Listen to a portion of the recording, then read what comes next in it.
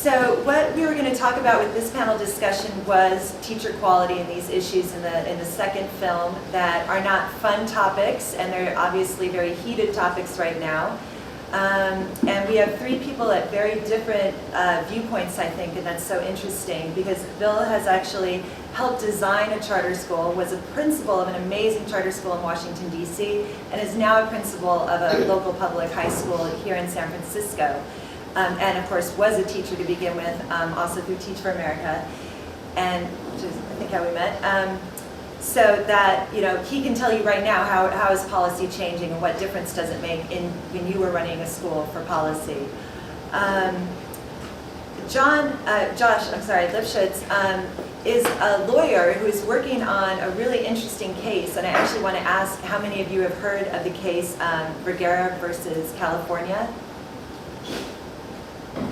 Okay, a couple, but it's potentially a huge case, and I'm actually going to let him describe it because he can probably do a better job of that, but it has to do with the constitutionality around teacher tenure, and it's pretty fascinating. It'll be coming up in California soon. Lecca, I want to say Calsoyas, is bringing more of a national view to our panel discussion. She now works for the New Teacher Project and is an alum also of Education Pioneers. Most of you probably are familiar with the New Teacher Project, doing incredible research and work around these difficult issues and coming up with ways to make things better, make the profession improve and work better for everyone involved. So I would like to give you each, just a few minutes to kind of explain the current work you're doing, where you are, and in your case, explain the case. Maybe we'll start with that. Sure. Thanks. First of all, thanks for putting this on. I had the pleasure of speaking at another screening in Los Angeles last year. I don't know where, did you speak it? You said I was here in Orinda. Oh, okay. Yeah, and these meeting films, everyone. No, these films are incredible, and these two in particular go so well together because the second one talks about some of the problems in the system, and the first one unfortunately shows you the outcome by focusing on one particular unfortunate person. But I work at a law firm called Gibson Dunn, which is right around the corner here, and we represent an organization, a nonprofit called Students Matter. And Students Matter, the goal of Students Matter is to affect the kinds of changes that were discussed in the second video, namely to reform the teacher tenure and dismissal statutes and move the teaching profession away from being purely seniority focused and focused more on quality and teacher effectiveness. We've all watched, lots of bills over the last couple of years fail in Sacramento. Pretty much every time anybody tries to change anything about teacher dismissal statutes in California, it does not pass. In fact, there was a horrific case a couple of years ago about a teacher who did some horrible things in Los Angeles, and that sparked some discussion in Sacramento about trying to make dismissal statutes easier to fire a teacher, only for teachers who had been accused of really some horrific sexual and other horrible behavior towards kids. And even that failed. So the statistics that you saw in the second video are true. LAUSD spent 10 years trying to fire 7 teachers, and they only succeeded in firing 4, and it cost them $3.5 million. That doesn't work. And so what Students Matter is trying to do is approach, since Sacramento is stuck, Students Matter has taken the approach that let's try the litigation route. Sometimes when fundamental rights and constitutional rights are at stake, you need the courts to step in and look at the facts and move away from politics and talk about what's right and protect people's rights who are not being protected. In this case, the people's rights who are not being protected are the students. The California Constitution is really unique among almost every constitution of states within the United States in that it protects explicitly a student's fundamental right to what they call equal educational opportunity. So when there are great disparities in quality of education among students, that's actually unconstitutional in California. And in fact, in the 1970s, the entire school funding system throughout the state of California was struck down as unconstitutional because it was allocating different amounts of money to different school districts. We have taken that case, that was called the Serrano case. It's a very famous case in education law because it's really unique among anywhere in this country. We've taken the Serrano case and this fundamental right to equal educational opportunity that's been declared by the California Supreme Court, and we're sort of taking it for a spin. And we're trying to see what we can do with it. And we're applying it to teacher quality. And we're saying if you have laws, just like you saw in the second video, if California has laws, which they do, that basically entrench and lock in some really horrible teachers that the state knows, everybody knows who these teachers are. I mean, there's no secret in schools which teachers can't teach, which teachers are showing up hungover and drunk, which teachers are showing videos every day, which teachers are calling their students stupid. This is not secretive information. People ask any student or any parent in a school, they'll tell you which teacher to stay away from. The fact that that disparity in quality exists and that the teacher dismissal statutes in California prevent the school district from getting rid of these teachers, our argument is that that violates the student's constitutional right to equal educational opportunity. Because if you're a student and you are assigned to one of those teachers, let alone 2 or 3 in a row of those teachers, you are being deprived your right to an education. And it's as simple as that. And the state should never be putting students knowingly into classrooms with teachers that can't teach. And so that's what our case is about, and I'll take more questions about the case in more details, but that's the groundwork of our case. Yeah. That's a lot to go over. I should just mention one more thing, is that we're going to trial in January. So starting the case is pending in Los Angeles Superior Court, and starting January 27th, we'll be putting effectively the system on trial, and we'll be having a month-long trial in Los Angeles about these issues. And I think Superintendent Deasy is actually is working behind this effort. Superintendent Daisy from LAUSD is supportive of the case, and he's going to be testifying in support of us. Tony Smith, the superintendent of Oakland Unified School District, also supportive of the case and will be testifying for us. And a couple of other superintendents as well throughout the state, as well as lots of teachers, principals, parents, students, you name it. Okay, how about you, Bill? So my name is Bill Kappenhagen. I'm the current principal of Philip and Sala Burden Academic High School. It's on the southeast side of San Francisco. Burden actually was founded in 1984 as this really kind of specialized school. There was the NAACP sued the city county of San Francisco because there was no high quality school on the east side of 101. So they came in the chambers of the court.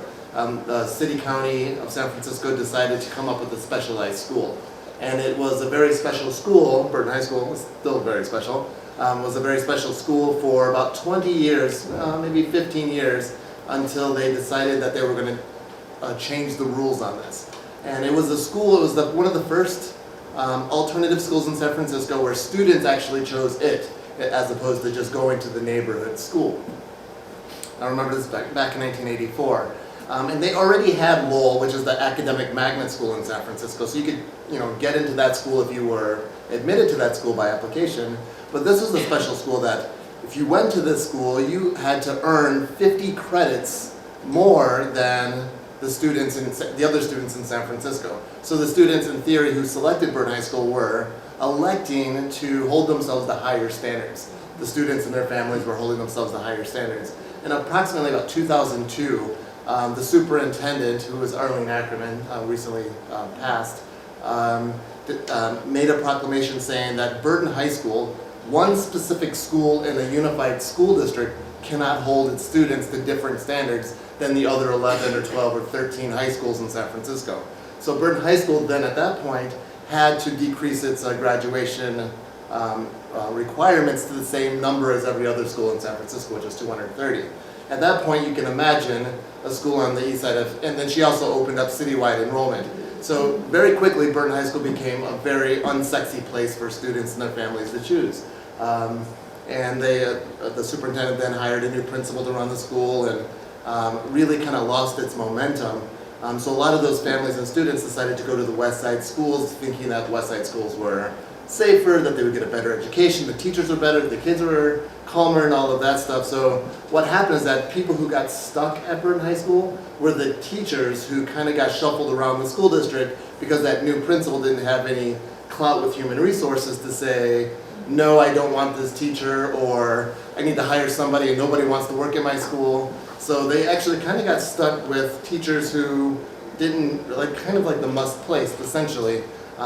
It became a really kind of difficult place to be. Teaching and learning wasn't spectacular, the student morale was awful, and the principal was kind of a bully, and it wasn't really quite working in order to build a school community. He only lasted 3 years at the school before I got asked to take over the school, and that's right after I moved here from Washington, D.C. For my charter school days. So I took this school that was really unsexy, and my charge was to make it, to bring sexy back. And ironically, it was the same exact time that Justin Timberlake. That is ironic. We know who really was doing it. But you should go to YouTube and type in Copenhagen and then sexy and see a nice little video that my kids created. It's actually very cute. But anyway, my charge was to create a school that was kind of sexy, both for the students, for their families, and for people to work at. And I had this realization that if I kind of pushed the awful teachers out of my school by finagling the rules, I could then encourage younger teachers to kind of take in their spots. And I also realized as I was doing this, that the veteran teachers who were at my school that were amazing in my eyes, and they built great relationships with kids, and they had great performance indicators and all of that, I realized that they actually secretly appreciated that work, because they loathe more than anything to have a classroom of 40 kids, in California it's ridiculous, to have a class of 40 kids and be able to maintain this great classroom management structure and have kids working in groups, and there's a nice little hum over there and a bunch of kids over there reading silently and doing work, and it's a very busy environment. And then all of a sudden hear the teacher next door to you yell and scream and send out kids in the hallway, and kids, it's awful for a great teacher to be to be assigned to a teacher next door to you who can't manage the class. And it's also the same thing, really great teachers actually don't mind faculty meetings if they have a point. However, they do mind faculty meetings where they're listening intently on a speaker, or they're engaged with their colleagues, and the person sitting next to them at the table is complaining about, the 5 awful kids in their class, or they're complaining about how come these parents don't do something different with their children, or whatever. Good teachers really hate that stuff. So I kind of started building some capital among the better teachers because I was bending some rules in order to get these teachers to leave my school, and started spending a lot of quality time recruiting teachers. And then my last caveat to this is that over the last 5 years, Burnett High School's had some really positive success. I don't know if you keep track of API, but we've had over 120 points increase since I started the principalship at the school. And the trick is it's nothing, it is actually very hard work, and it's quite complicated, but teachers really enjoy being in rooms with each other and provided time to be collaborators. And if you can carve out time, not when they're exhausted at 5 o'clock in the evening or 4:30 in the evening, but during the school day for teachers to actually collaborate and give them some structure and some facilitation skills, they'll actually maximize their collaboration and their colleagues in order to really build on best practices. And that's one of the things that we really learned at Burton High School. And we do that in a variety of different levels. We do 9th grade teachers do this kind of work together, and 10th grade teachers do that kind of work together. And then we do the other articulation too, so it's, all of the English teachers work closely together, all of the math teachers work closely together, so that there's this 2 different kinds of articulation, vertical and horizontal articulation and collaboration with teachers. And it requires some work, but it's definitely the right work. You do it slowly, step by step. You get people to buy in on it. You get district folks excited about the work that you're doing because maybe it translates to work at other schools. And you can actually get away with quite a bit. It's actually kind of amazing the stuff that I'm allowed to get away with because we've been able to move the barometer at Burton High School in such a positive way. Thank you. I'm Aleka Calsoyas. I'm a partner at TNTP, formerly called the New Teacher Project. And I love what Bill just described because we just came out of about a 3-year research project that basically puts data behind that story. We wrote a report called The Irreplaceables that focuses on retention strategies for the top 20% of teachers in a school. And absolutely everything he talked about, finagling the rules to counsel out people, telling teachers that are doing a good job that they're doing a good job, not telling teachers that aren't doing a good job that they're doing a good job. All of these things actually have a measurable difference on what happens to retention in a school. So I love to hear that real life story of what can actually happen if you use those strategies. In addition to research, TNTP does a lot of work in a number of areas that touch on the teaching profession and teacher quality. So we have a teaching fellows program that recruits and places teachers in high-needs schools and states. We also have alternative certification that we are running, I think, in 12 states at this point, although I may not be correct in that statistic. We do policy work. We work with states and districts across the country on everything from alternative career tracks to redoing compensation plans. We work with states that are redoing their laws around some of these important things, like LIFO, the last in, first out, firing and accessing practices that don't take teacher quality into consideration. So really the gamut of policy work. My role personally in TNTP is to work with a number of states and districts. I've worked with the state of Indiana, the state of Louisiana. I'm currently working with Minneapolis Public Schools, the New York City Department of Ed. And I also help create online tools where principals can learn more strategies around retention and giving feedback to teachers in ways that are actually constructive. So bunch of stuff, but we're really looking at all of those important levers that affect teacher quality. Thank you. I'm going to just sort of ask one question and then let you guys ask a few questions, because I think that's usually more interesting to see what people want to talk about. Thinking about these issues, I think when we especially talk about tenure, because its issue gets people very angry, and sometimes I think there's just a lot of fear around what if teaching does not have tenure anymore, or it doesn't have this type of tenure, or it doesn't have these contracts that are so difficult to navigate that most principals and districts just decide not to go through the paper route to try and fire somebody. And that sort of fear, I guess, is that also with budget cuts, people would end up taking advantage of not having tenure to fire people who are experienced because their salary is higher than perhaps young people. So I want to kind of ask you all that, how do you respond to those charges and those concerns? And also sort of a two-part question, what do you see happening in California? Do you think we're up to a transformational change? Or will this sort of yet again get, the change will not happen? So the tenure question is a tough one because, and it's an argument that our opponents in the lawsuit make all the time. If we don't have tenure, teachers are going to be fired indiscriminately, arbitrarily. These are our due process protections, is the refrain you always hear from the teachers' unions. And actually, if you look at the laws in California, it's just not true. Every public employee in California has due process protections. That will never be taken away because the Constitution in California, just like it protects students' rights, also protects the rights of public employees to things like notice before they're terminated. You have to have cause to terminate. You get a hearing. You get all kinds of things that make it very difficult to fire any public employee in California. Anybody that works for the state or has a state-funded job. And in fact, the rate at which public employees are fired in California for cause is only about 2% a year statewide. Teachers, however, unique to anyone else, unique to any public employees or private employees, have protections that go so far above and beyond the due process protections that are built into the California Constitution that it's unbelievable. It costs school districts on average about $250,000 to try and fire a single teacher.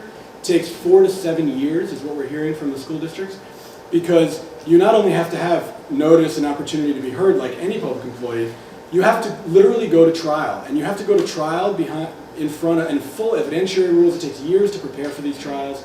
You have to go to trial before a 3-panel commission. 2 of the panel members are selected from the ranks of teachers. So you can imagine how difficult that is to convince the panel to fire the teacher. If the school district does not succeed in firing the teacher, the school district has to pay all the attorney's fees of the teacher. And just to keep in mind, that doesn't mean that the school district didn't prove everything it set out to prove. The school district can go into these panels and prove that, yes, the teacher was verbally abusive to the students. Yes, the teacher was showing up, showing movies every day, doing all kinds of horrible things. And the panel can say, yes, we find all that to be true, but we just don't think it's bad enough. The teacher should keep their job.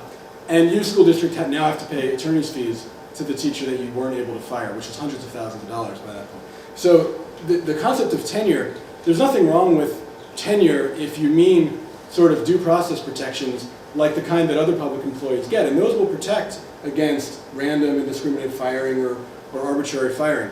But the rate at which teachers are fired in California, public employees about 2% a year, teachers are fired for cause in California, 0.001% of teachers are fired per year in California. There have only been less than 100 teachers in the last 10 years in California fired for poor performance. And you mentioned earlier the case of the Miramonte Elementary School turned out to be more than one. In that case, the school board tried to fire him and ended up having to hire him back and then pay him to leave. Yeah. And we know, you can go find the proof online. It's pretty horrendous what he was doing for decades. Yeah. It's incredible. And as Bill was talking about, I think he used the word finagling the system to get to counsel. That's what principals are reduced to, and it's great that you're able to do it, and I applaud that you're able to do it, and hopefully principals are trying to do that everywhere. But you shouldn't have to do that. Right. You shouldn't have to. You shouldn't have to work the system to finagle, and maybe you're able to get a couple of teachers to leave. Maybe you can convince the school board to pay $50,000 to a sexual predator to leave the school district, like happened in Miramonte. But you're not going to get everybody out like that. There's no way. That's a lot of work. You have plenty of work on your plate already. How do you respond to sort of that? So just some background, I don't know how education-wise you are in the audience. In California, essentially tenure is granted after the second year of a teacher's employment in that school district, right? So if somebody worked in LA and then they come to San Francisco, they have to start over from scratch. They have to earn it from the 2-year point, and then they get granted tenure. And from the principal side, I'm required to notice human resources by the end of January of their 1.5 years of service. So I have to make a decision on whether this person, I have to hedge my bets, right? So, those of you who are managers, you hire hard and manage stuff. So you have to hedge your bets. You're like, okay, is this person who might just be fresh out of teacher school worthy enough to be granted tenure after 1.5 years of service? And my first, I wouldn't hire myself after my first year of service. Teaching's extraordinarily hard and the learning curve is really steep. But it's kind of, I've dismissed, 50 teachers in my 5 years at Burton High School just, based on that. Just not giving them tenure and saying, sorry, it's not going to work, you need to go. And then I'm stuck with them. Oh, I didn't even tell you that one. And then I'm stuck with them until, I have to notice them I have to notice human resources in January, I have to notice them in February, then I'm stuck with them until June. Yeah. I'm like, oh, great. But anyway, my perspective on tenure is that really tenure for me is something that was designed for university professors. University professors who do avant-garde research that might be years ahead of the institution that they're working for. And for tenure, it might provide a faculty member at a university the fear of shaming his university and therefore getting fired because he might be doing, or she might be doing some research that might be out of the politics of that university. I don't think it has any place in K-12, to be honest with you. Not anywhere in K-12. I appreciate the perspective of public employee rights, but there's no high school teacher who's teaching something that's so racy that I might choose to fire him based on my religious convictions or my personal beliefs. It just doesn't make sense. They have a California state-adopted textbook. There's standards and curriculum. And you couldn't anyway. The law provides right. There you go. But it doesn't make any sense. So I think tenure just as an option, or even as something that people have is just, teachers have is just ridiculous. I fortunately belong to a union as well, and in fact I actually sit on the executive board of my union, and principals get, in San Francisco only, not across the state of California, get a series of, they get 2 1-year contracts. So my first year at Burton High School, I got a 1-year contract. I got to work the year. If the superintendent didn't want to keep me, see you later. I have to go back to the classroom or go find another job somewhere else. So then I got a 1-year contract, a 1-year contract, and then after that I get a series of 3-year contracts.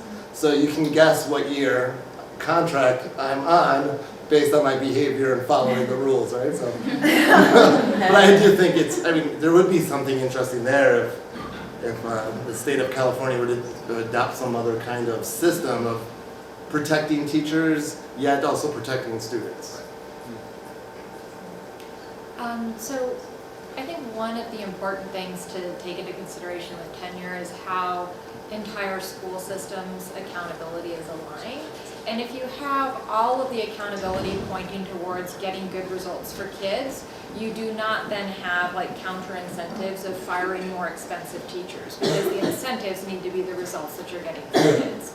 So I think that there are actually very simple changes that can be put in place that will prevent some of those completely irrational decisions that people are afraid of, in terms of removing some of the pieces that are currently creating like weird flows and roadblocks in the system.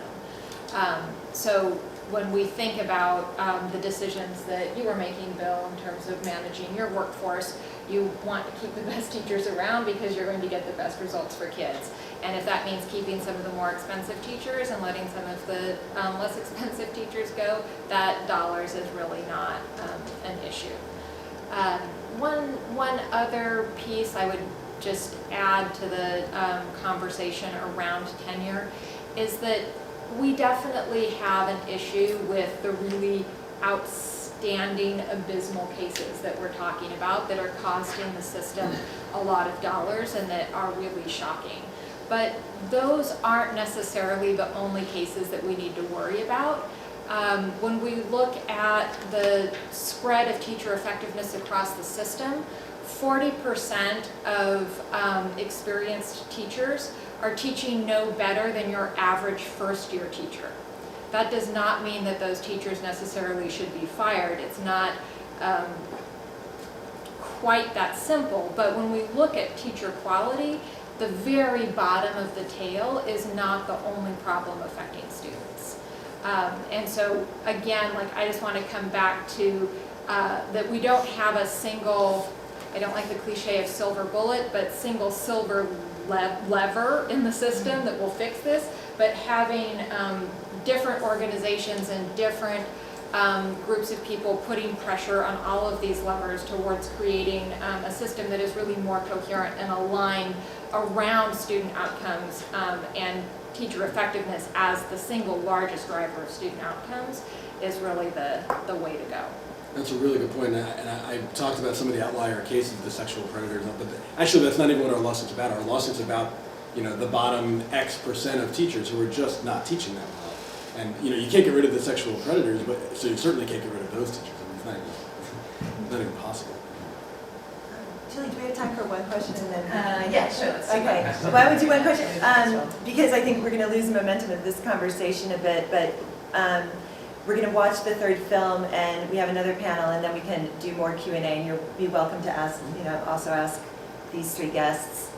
Is anyone burning to ask a question right now? Yes? I'm actually curious, from the political point of view, do we see that the system is in a perfect equilibrium where the system will not change because there are quite a lot of teachers election votes, so therefore no politician will try to cancel the system? Or do you see any players, stakeholders in the landscape who could potentially somehow change the system, not necessarily in the short term, but in the medium or long term, like through either some crisis or through some incentives that they have, like more from political than from legal point? Yeah, I don't know. I mean, I definitely know the teaching force it's a pretty big union, and they have lots of say. I do know there's some governors. I don't know whether you agree with the politics of the governor of the state of Wisconsin. That guy most recently did some work that ruffled a lot of feathers and unions across the board. I don't know.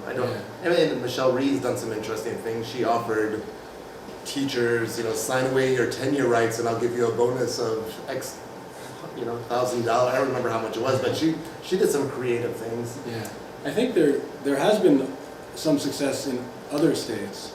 A lot of states have moved away from LIFO, for example, over recent years. LIFO is last in, first out. When a school district has budget shortfalls, they decide who to fire based essentially only on seniority. The last teacher to come in and the first one's out. So some states have moved away from that and made other changes to tenure and dismissal statutes on the margins, I think. But in California, at least the point of view of Students Matter, and I think it's been borne out, is there's really no hope in California of a legislative solution because the California Teachers Association is the largest union in the entire country by funds, and they have huge, huge power in Sacramento in particular.